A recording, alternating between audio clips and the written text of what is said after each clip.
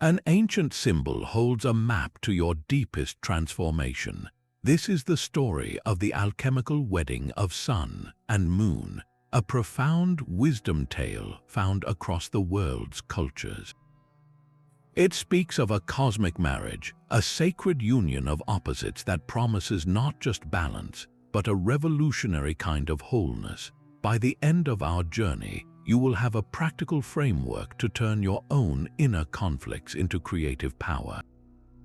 We will explore its mysterious symbols in old alchemy texts, uncover what Carl Jung discovered about our minds, and see how this ancient marriage plays out in your daily life and modern relationships. How do two opposing forces inside us stop fighting and start creating something entirely new? That is the central mystery we are about to solve. What part of yourself feels most divided between logic and intuition right now? This map is drawn in the language of universal opposites. At its heart stand two royal figures, the sun and the moon. The sun is not just a star in the sky, it is a symbol of focused consciousness. It represents the king within us, the part that seeks clarity, makes decisions, and operates with logic and active will. This is the energy of daytime, of definition, of the rational mind that tries to understand the world by dividing it into categories. It is the drive to achieve, to build, and to illuminate with the clear light of reason. Then there is the moon. She is the queen, a symbol of the deep unconscious. Her light is reflective, soft, and mysterious. She governs intuition, dreams, receptivity, and the tidal pull of emotion. This is the energy of the night, of fluidity, of the soul that knows things in ways the logical mind cannot grasp. It is the capacity to feel, to nurture, and to perceive the hidden connections between all things. For most of our lives, these two rulers live in separate castles. Our logical sun dismisses the moon's intuitive whispers as irrational. Our emotional moon feels scorched and dismissed by the sun's harsh analysis.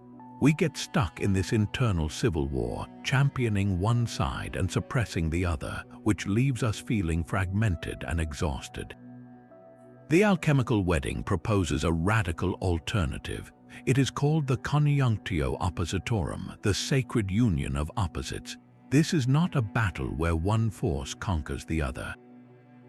It is a marriage, a divine integration. Imagine the king and the queen not as adversaries, but as partners approaching a sacred altar. When the conscious logic of the sun willingly engages with the unconscious wisdom of the moon, something miraculous occurs. They do not cancel each other out. They give birth to a third thing, something entirely new and more potent than either could create alone. The alchemists called this child of the union the philosopher's stone, the substance that could transform base metal into gold.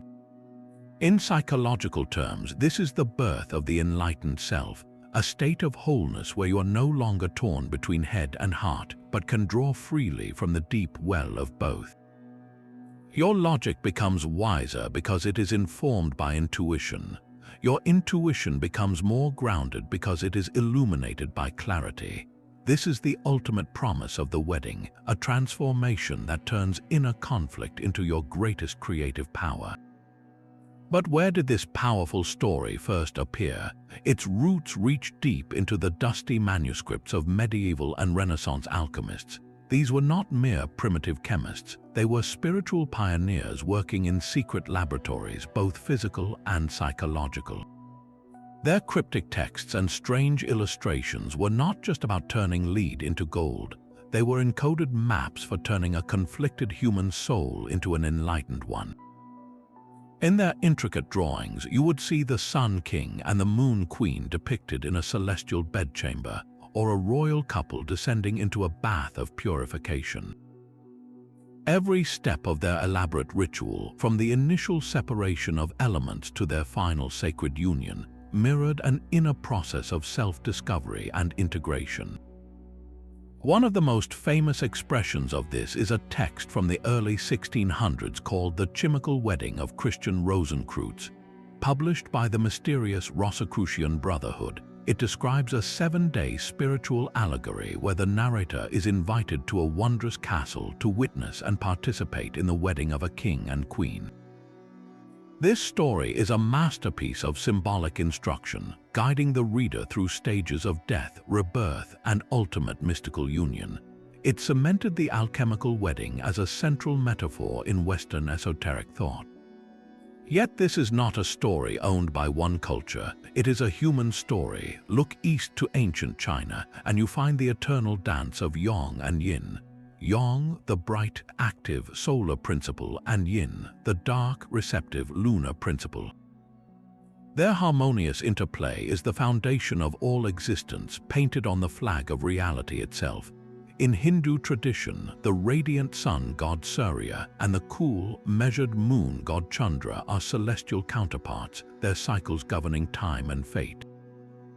Even Greek mythology personified this duality with Helios, the sun god driving his chariot across the sky, and his sister Selene, the moon goddess whose silver light rules the night. These are not coincidences, they are echoes of the same profound recognition. Across continents and centuries, human beings looked inward and perceived a fundamental architecture within the psyche, a built-in tension between two core modes of being.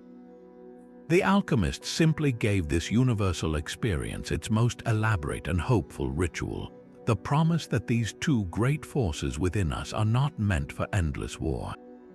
They are destined for a sacred marriage, so if this pattern is woven into the very fabric of human understanding, what does it look like when we try to live it out or when we fail to? How does this ancient drama actually play out in the messy, beautiful reality of our own relationships? This ancient symbolic drama found its most powerful modern translator in the Swiss psychiatrist Carl Jung. He spent decades studying those dusty alchemical texts, and he made a startling declaration. The alchemists were not just mixing chemicals, they were projecting the deepest processes of the human psyche onto their experiments.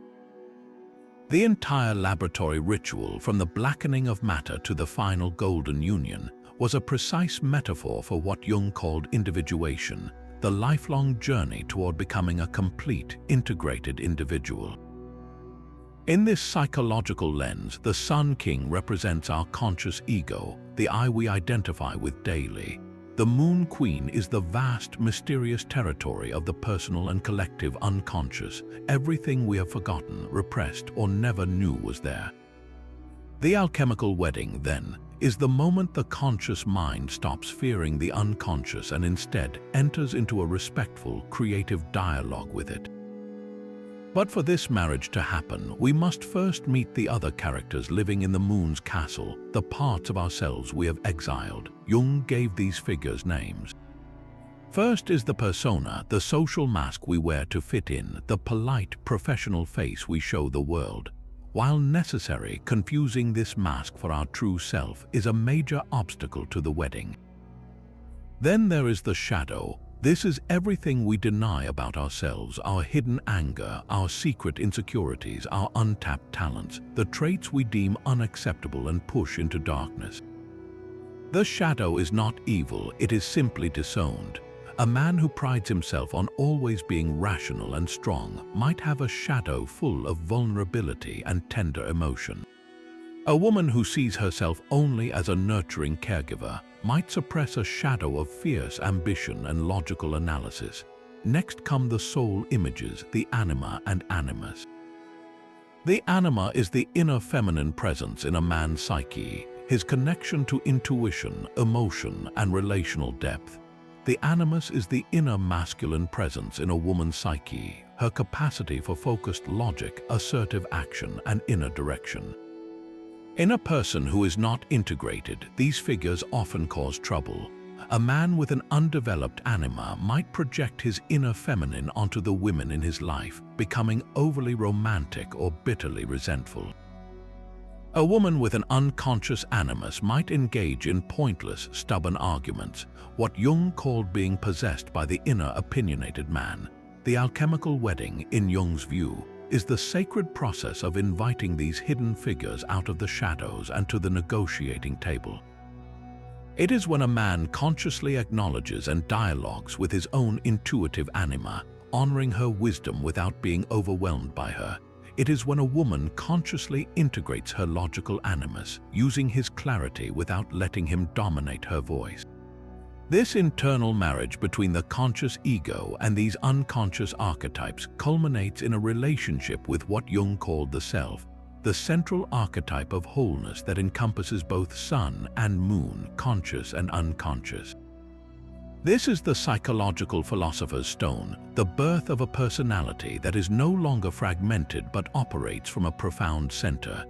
It is the feeling of being authentically you, where your actions align with your deepest values and your logic is warmed by compassion, your intuition clarified by reason.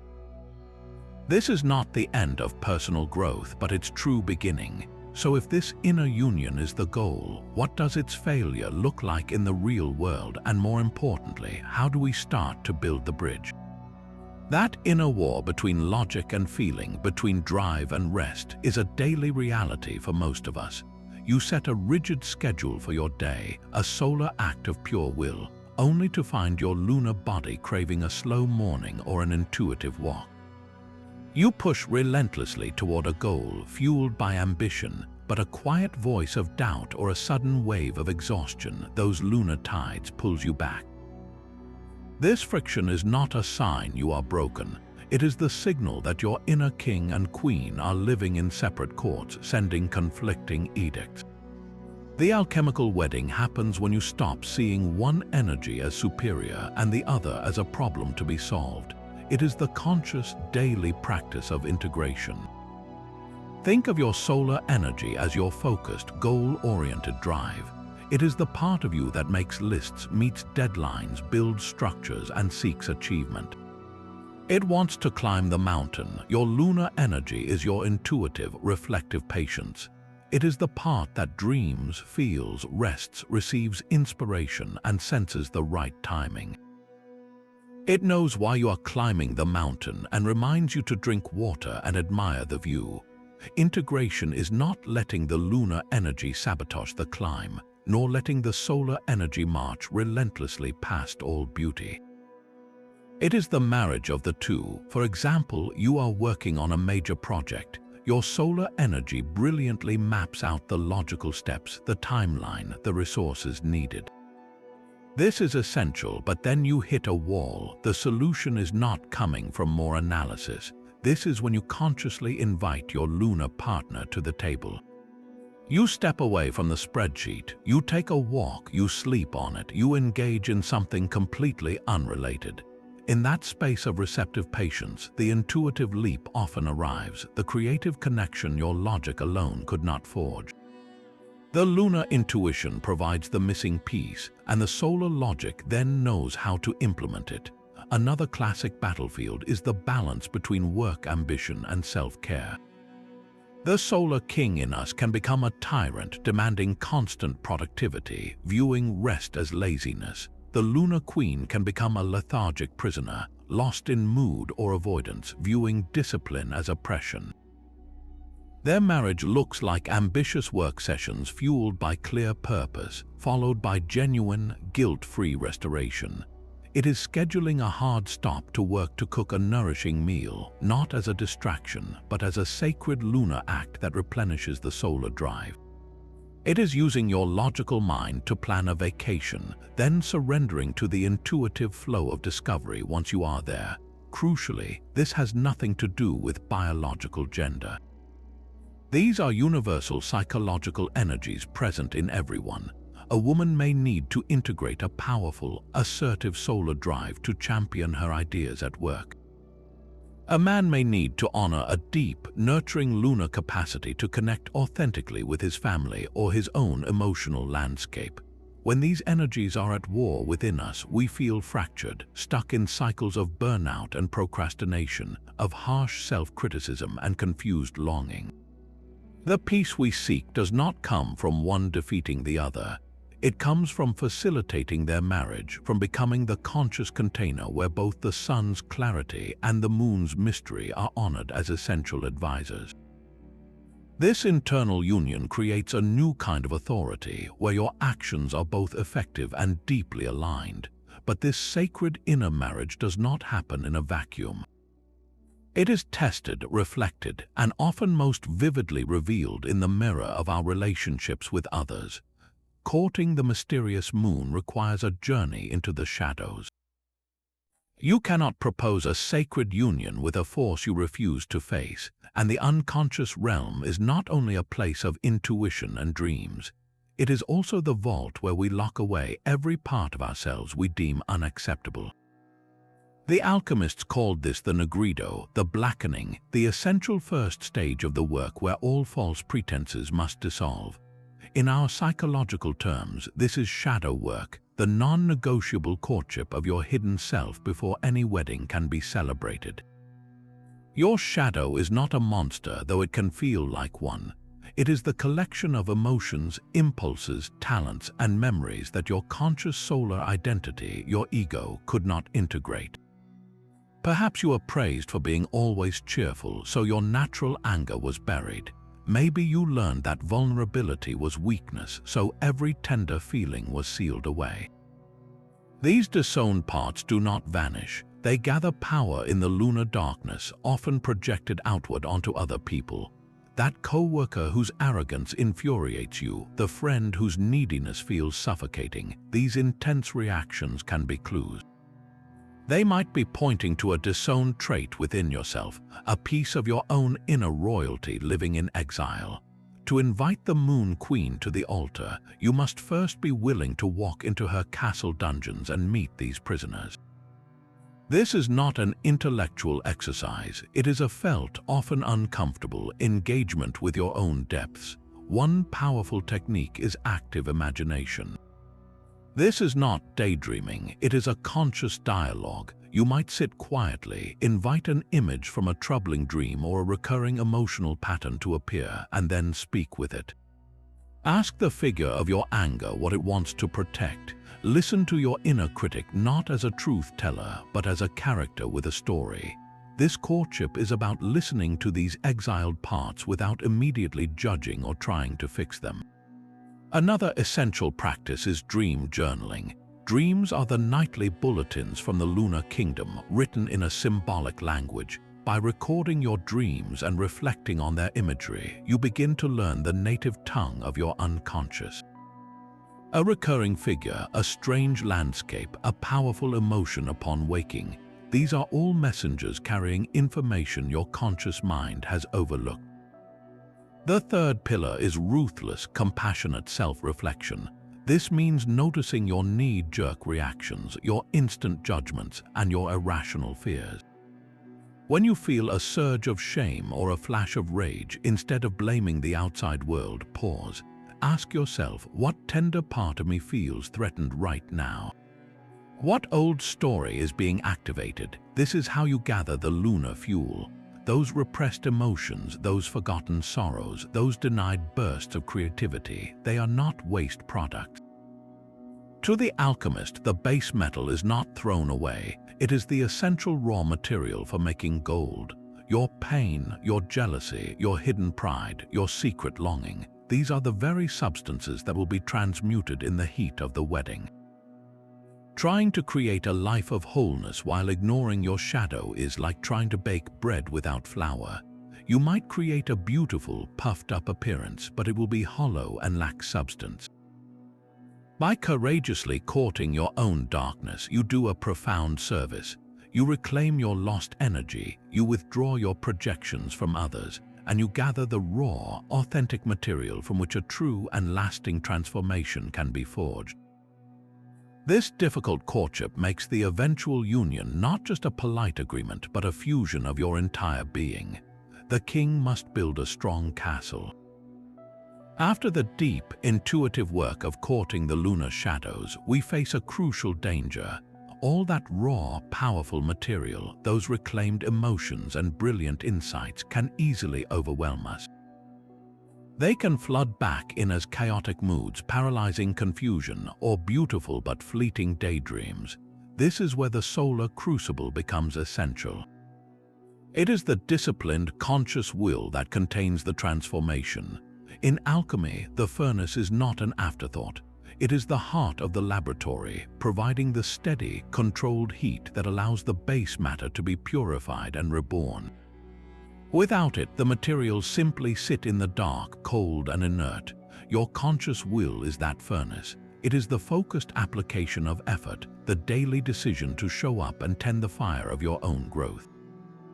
This is not about harsh, rigid control. It is about consistent, mindful direction. Think of a potter at the wheel. The lunar intuition provides the vision of the vase, the feeling of its shape, the inspiration for its form.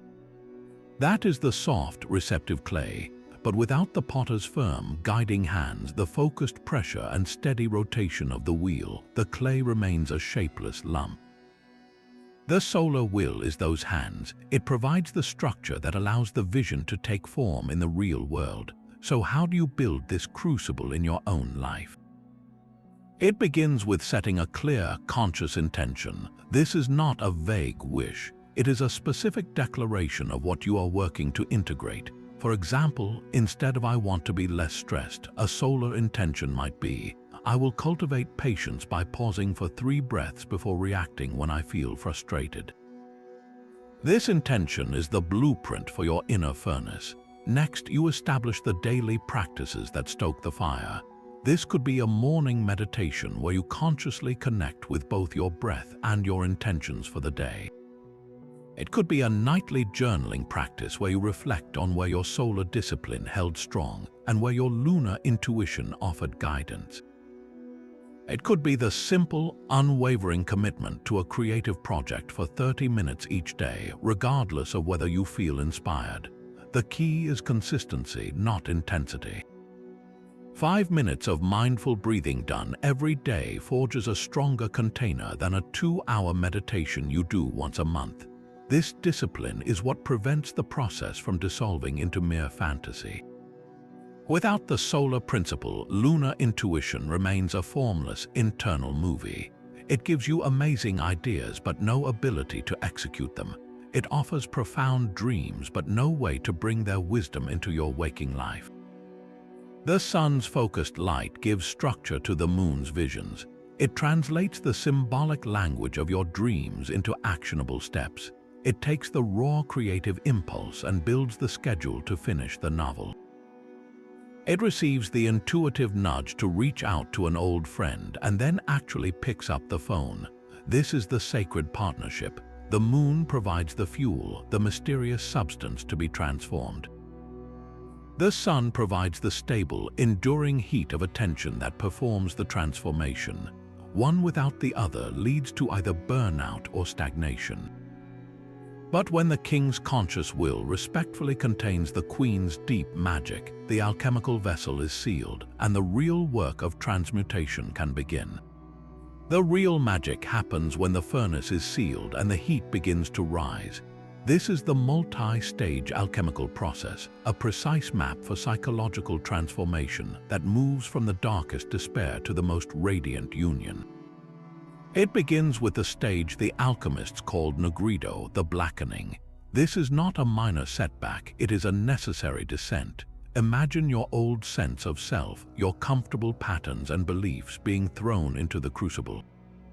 Everything solid melts into a chaotic black mass. In life, this feels like a profound crisis, a shattering loss, a deep depression, or a period of utter confusion where nothing makes sense anymore. It is the dark night of the soul where the ego's certainties dissolve. While painful, this blackening is essential. It is the death of what is false, the breakdown that makes a breakthrough possible. From this fertile darkness emerges the next stage, albedo, the whitening. Here, the lunar light begins to shine on the chaos. After the storm of nigredo, a quiet clarity descends. This is a time of purification, of washing away the residue of the old identity. It is symbolized by the white rose, the full moon, or a cleansing stream. Psychologically, albedo is a period of reflection, forgiveness, and gentle self-care. You begin to see your patterns with new eyes, not with judgment but with understanding. Intuition awakens, dreams become vivid, and a sense of inner peace, however fragile, starts to grow. The harsh solar critic is silent, and the receptive lunar queen begins her gentle rule. But illumination is not enough. The process must integrate the sun's power once more, leading to the often overlooked stage of citronitas, the yellowing. This is the dawning of solar wisdom, but it is a wisdom now humbled and informed by the lunar journey. The ego, which was shattered in the Negrido, begins to reconstitute itself, not as a tyrant, but as a servant of the deeper self. It is the first golden light of dawn after a long night. In your life, Citronitas feels like a return of energy and purpose, but a purpose that is aligned with your true values, not just old ambitions. You gain insights that feel earned, a practical wisdom about how to live from this new, more authentic place. Your logical mind comes back online, but now it listens respectfully to the intuitive whispers it once ignored. And it is here, at the climax of this yellow dawn, that the sacred invitation is finally issued. The alchemical wedding is the glorious event that bridges Citronitas and culminates in the final stage, rubido, the reddening. The wedding is not the end of the work, it is its fiery consummation. The purified lunar soul and the wise solar spirit join in a sacred union, and their fusion generates an intense crimson heat. This is the color of passion, of embodied life, of the heart fully engaged. In the vessel of your being, the long-separated king and queen unite, and from their union is born the ultimate child, the philosopher's stone, the living gold of the integrated self. Rubido is the embodiment of that gold in daily existence.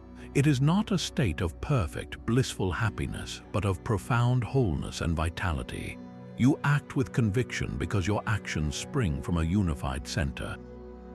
You love more deeply because you can see the whole person in another, not just a projection.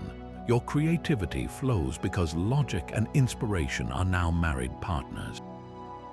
This entire journey, from the black despair to the red gold fulfillment, shows us that the wedding is not a quick fix or a romantic fantasy. It is the hard-earned reward for enduring the necessary deaths, for facing the shadows, and for patiently tending the inner fire. The gold was always there, hidden within the base metal of your struggles, waiting for the precise heat of transformation to bring it forth. This living symbol did not vanish with the old alchemists. It walks among us, disguised in the stories we love and the relationships we build. Look at any great modern narrative, and you will find the sun and moon dancing in the costumes of its characters. In film and literature, the journey toward wholeness is the engine of every compelling arc. Think of a classic hero's tale. The protagonist often begins with an overdeveloped solar trait, perhaps rigid logic or brute strength. Their quest forces them to confront and integrate their lunar side, the intuitive, vulnerable, or compassionate aspect they have denied, the cold, calculating detective who must learn to trust a gut feeling. The hardened warrior who rediscovers a capacity for tenderness. This is the alchemical wedding playing out on the screen or page, and it resonates because we recognize that internal struggle within ourselves. Visual symbolism makes it even clearer. A director might frame a character's moment of decisive action in stark, bright sunlight, and their moment of deep realization under the soft blue glow of moonlight. These are not random aesthetic choices. They are a visual language speaking directly to our unconscious understanding of these archetypal energies. Now bring this symbol home into the most intimate laboratory we have, our relationships. A conscious partnership can be the most powerful external mirror for the inner wedding. It is where we are constantly invited to honor both the king and queen, not only in ourselves but in the person we love. A healthy relationship becomes a sacred vessel where both partners agree to do their own inner work. You might be more naturally solar, drawn to planning and problem solving. Your partner might be more lunar, gifted with emotional attunement and intuitive insight. The old, unconscious pattern would be conflict, you dismissing their feelings as irrational, them seeing your logic as cold. The alchemical model offers a different path. It asks you to see your partner's lunar strength as a complement to your solar skill, and vice versa. You learn to say, "My logic sees the structure of this problem, but your intuition senses the emotional undercurrent I am missing." Can we combine these perspectives? This turns potential arguments into creative collaborations. You are not just solving a problem, you are performing the sacred union together in real time.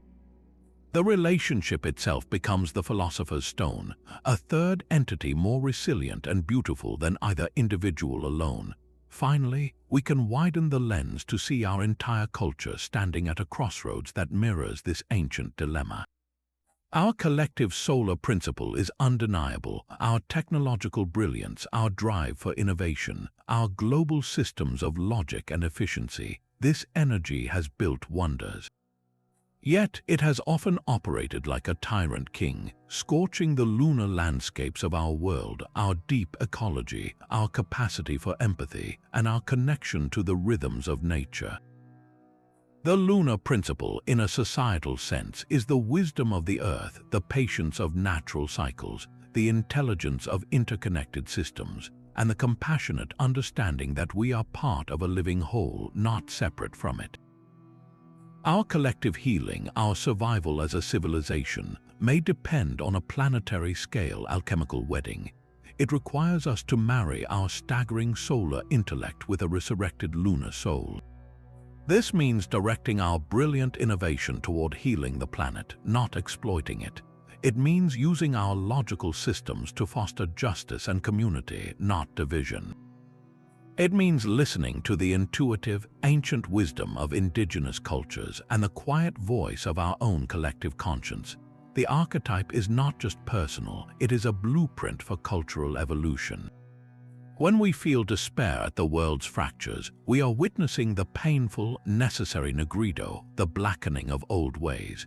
The work ahead is the long, careful process of inviting the moon back to the table, of seeking a union between progress and preservation, between ambition and reverence. Your own journey toward inner marriage, therefore, is never just for you. It is a single, vital act of service to a world desperately in need of models for wholeness. So this is where our map has led us. The alchemical wedding of sun and moon is far more than an ancient myth. It is a living, breathing blueprint for turning your deepest inner conflicts into your greatest creative power. We began by meeting the archetypes themselves, the solar king of conscious logic and will, and the lunar queen of intuition and the unconscious. We saw how their eternal dance appears across cultures, from Chinese philosophy to the secret laboratories of medieval alchemists. Carl Jung revealed this was not mere superstition, but a precise map of the psyche, a journey toward wholeness called individuation. The real work, we learned, happens in the daily practice of integration, where we stop the civil war inside and start facilitating a partnership between our drive and our dreams. This requires the courageous courtship of our own shadow, gathering the raw material of our disowned selves, and the disciplined building of a solar crucible, a conscious will that can contain and direct the transformation. We traced the alchemical stages, from the necessary darkness of Negrido to the radiant reddening of Rubido, understanding that the gold of the self is forged in the heat of enduring that process. And finally, we saw this sacred union reflected in the stories we love, in our closest relationships, and even in the urgent healing our world needs. The key takeaway is this: wholeness is not the absence of conflict, but the creative marriage of opposites. It is making your logic wiser with intuition, and your intuition clearer with reason. Your inner king and queen are waiting to unite. What first step will you take to invite them to the wedding? Perhaps it is simply pausing the next time you feel torn and asking both parts what they need to say. In the comments below, I would love to hear from you. Which energy do you feel called to embrace more right now? The focused clarity of your inner sun, or the deep, intuitive wisdom of your inner moon? Share your thoughts, and if this journey has illuminated something for you, consider subscribing. There are many more wisdom stories waiting to help you navigate the path to your own self-discovery.